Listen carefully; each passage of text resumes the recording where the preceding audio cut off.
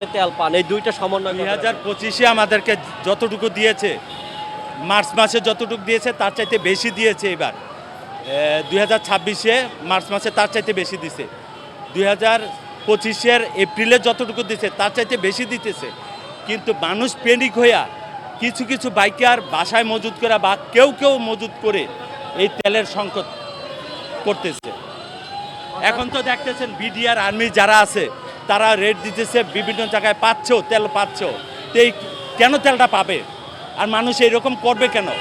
একটা পাম্পেরও তো নিরাপত্তা নাই, কোনো পাম্পের নিরাপত্তা নাই, আমাদের নিরাপত্তা নাই। আমাদের প্রত্যেকটা স্টাফ অসুস্থ হয়ে গেছে। এইভাবে কি দেশ চলে?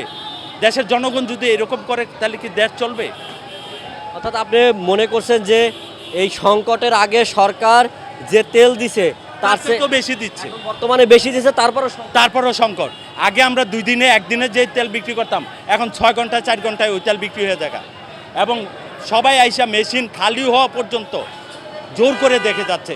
আর ম্যাক্সিমাম কাস্টমার এখন দুর্ব্যবহার করতেছে। এটা কি স্বাভাবিক? এটা কি আপনি মনে করেন যে আসলে এটা কি সিন্ডিকেট তৈরি করার জন্য নাকি সরকার? সিন্ডিকেট না, সবাই প্যানিক হয়ে গেছে।